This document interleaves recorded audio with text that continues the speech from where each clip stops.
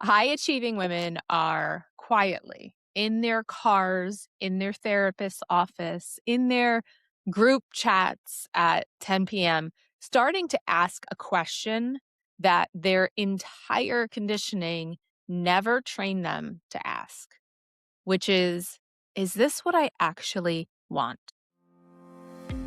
You know that moment when the day finally quiets down and instead of relaxing, your brain gets louder?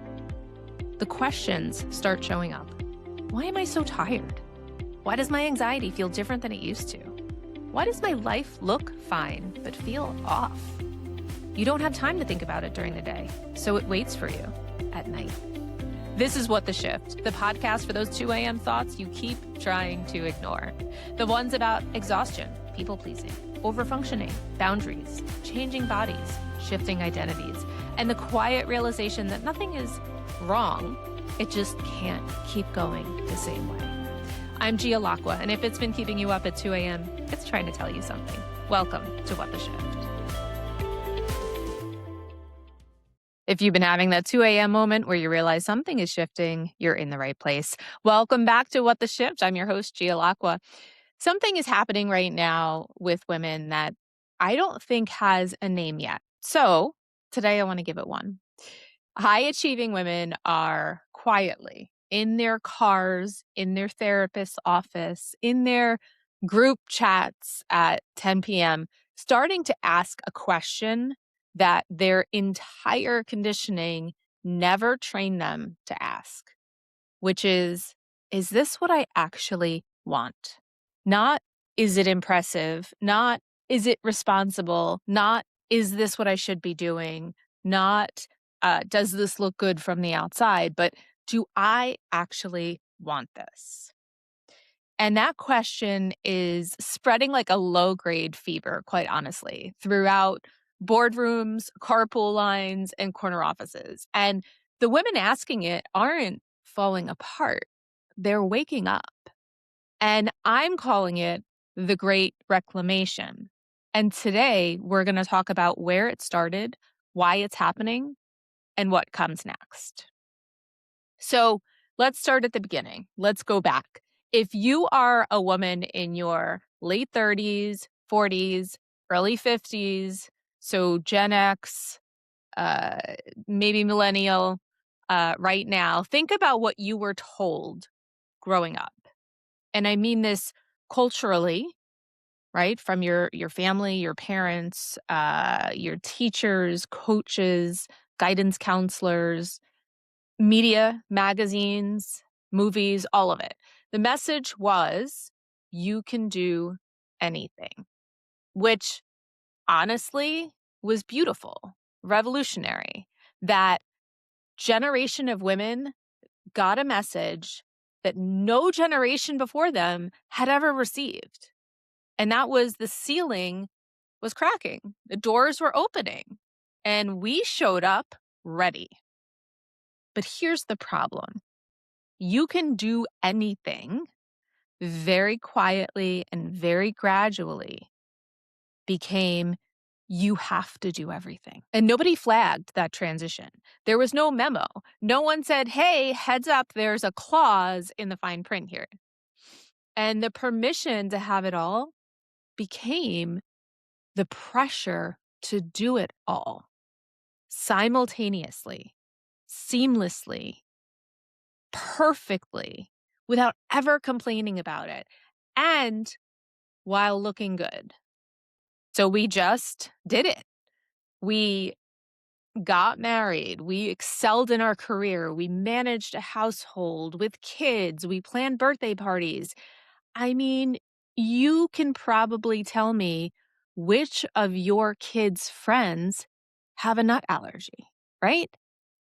And we keep those schedules, everyone else's schedules, in our head like a second operating system running in the background.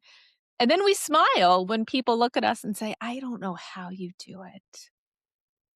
And the answer was very, very, very, very carefully. But we did it because that's what women of our generation were trained to do. Perform beyond what is required. Ask for less than you've earned. Hold everything together professionally, domestically, emotionally. Minimize yourself just enough to make sure everyone around you is comfortable and look good while doing it. That was the deal. Nobody called it that, but that was the deal. And I want to give this deal a name because naming things is how we start to see them. So I call this the invisible contract. The invisible contract is the unwritten, unsigned set of expectations that was literally handed to high achieving women so early in our lives, so consistently, and from so many different directions that most of us never questioned it, never questioned whether or not we actually agreed to it. So we just absorbed it. And over time, it started to feel like us. It started to feel like our personality, our values, like our own ambition. And the reality is that contract actually hurts the women who believed in the promise, the ones who showed up and delivered on every word of it. The most exhausted women I know are not the ones who gave up. They're the ones who gave everything to their careers, to their families, to their companies, to their friends, to their communities. They are doing all of it. And now they're running on fumes and wondering why. Here's why, because the strategy that made you successful in the first chapter of your life was never designed to carry you through your second. It was built for a very specific season: early career, early adulthood, prove yourself mode, building. It was optimized for output, for endurance, for managing other people's perceptions of you. It was not optimized for you actually living your life. And a lot of people will just tell you you're burnt out. But I want to tell you, you're not burned out. You outgrew the strategy that built your success. Now, here's where it gets interesting. Something is happening right now, culturally, in this moment. And I am seeing it across industries, across generations, across income levels, across geographies. And it's something I believe is really a cultural inflection point. Women are waking up. And I don't mean that in a slow, gentle sunrise kind of way. It's more like a light switch. One moment you're in the dark, and the next, you're not. And what women are waking up to is this: lives that no longer fit. Now, they're not bad lives, they're not broken lives, they're full lives, they're accomplished lives, but lives that feel like you're wearing a suit that fit you perfectly at 25. And you're still wearing that same suit and wondering why it feels off. And you've been adjusting and tailoring and sucking it in for so long that you actually forgot what it felt like to wear something that actually fit. So, what's triggering this wake up in women?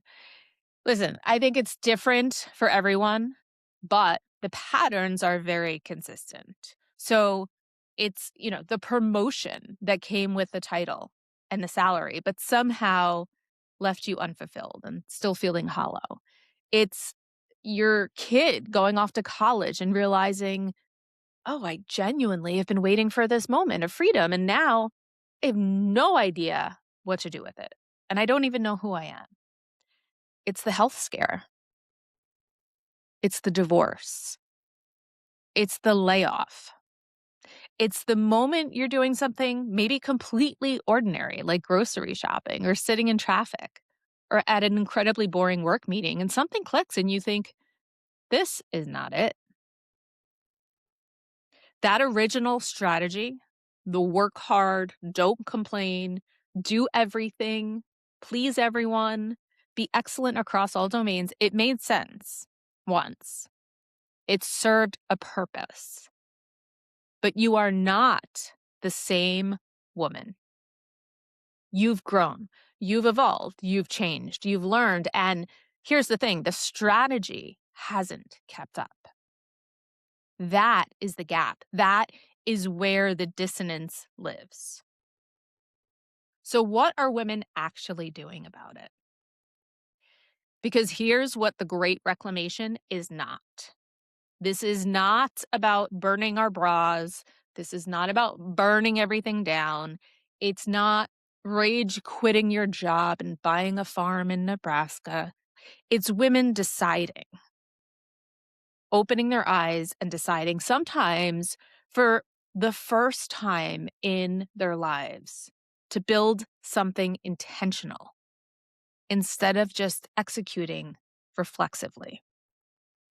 It's the woman who finally says, I've been living inside a strategy that I inherited from my family, from my culture, from society, from the era I came of age in. And I have never once sat down and asked myself, does this still work for me? Is this actually still what I want? Does this reflect the woman I've become, not the one I was trying to prove myself as at 27 years old? And that question, quite frankly, is seismic. It sounds simple. It's not simple, especially when you know what the answer is going to be.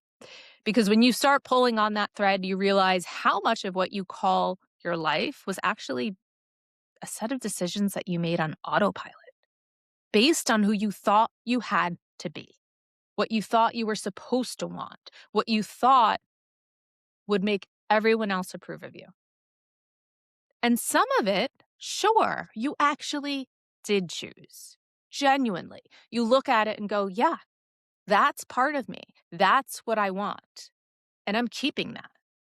And that's amazing.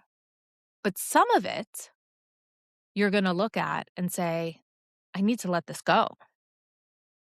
And that's scarier than it sounds. Because when a high performing woman's identity is built around doing more, being more, managing more, slowing down and choosing can feel like failure. It can feel like quitting. It's not quitting. It is the first grown-ass adult decision you've made for yourself in a very long time.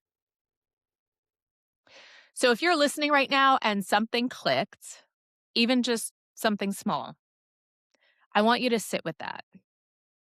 Not to fix it, not immediately take action, but just sit with it.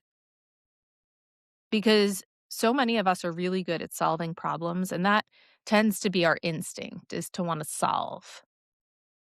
But what we're less practiced at is pausing long enough to actually diagnose what the problem is before we start sprinting towards the solution, pausing long enough to hear ourselves think and to feel what's actually coming up. The stress isn't the problem. The overwhelm and the exhaustion are not the problem. Those are the symptoms. The problem is a strategy that hasn't been updated for the woman you've become. So, the question I want to leave you with today is this: what did I agree to that I never actually chose? What did I agree to that I never actually chose? Not in a let's blow everything up kind of way, in a genuinely curious, let's actually look at this, audit it kind of way. Because you can't redesign what you can't see. And the first step in the Great Reclamation, your reclamation, is just seeing it clearly. The contract was invisible. And that's on purpose. The moment you name it, you have options. And options are everything. All right, that's a wrap on today's episode. If you want to find out what your default strategy is and if it still fits, I want you to go to my website and take a quiz on the homepage at gialacqua.com. I want to thank you for tuning in today. If this landed, share it with a friend who's having the same thoughts at 2 a.m. And if you want more conversations like this, stick around because this is where we make shift happen. See you next week. Take care.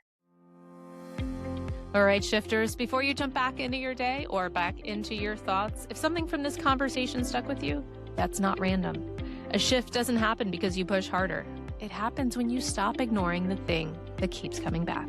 So here's your only ask. If this episode made you think of someone, send it to them. That's how these conversations are spread. Quietly, honestly, person to person. This is What the Shift.